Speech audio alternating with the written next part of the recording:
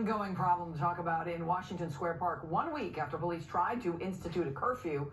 They're still dealing with a rise now in crime and violence, and people living nearby are not happy. Eyewitness News reporter Diana Rocco is live in the park with the very latest. Good morning, Diana. Michelle, good morning. Over the last year, Washington Square Park has been the site of multiple protests, and those have been peaceful. But over the last week, that has turned into some late-night parties with rowdy crowds and a lot of crime, creating some big problems for police. We've seen some violent assaults here within the last week, and police have even made several arrests. Police were called here again last night for crowds and loud noise. Friday night, things got violent when 2 men were slashed. Another woman was assaulted. Someone had their phone stolen after trying to record a confrontation with the crowd.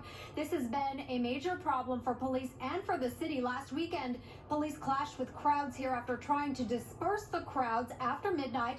They were met with resistance and made 23 arrests. 8 officers were attacked. By day, however, the park is filled with people, but it's the overnight hours that have become a problem. Police did enforce a curfew last week, which only lasted 2 days. We set a deadline, and that's what we're doing for a limited period of time. And people try to resist that deadline and, in fact, commit acts of violence. Of course, the officers have to respond. And if things are being thrown like bottles at officers, they're going to put on a helmet. But I think this is a very temporary thing.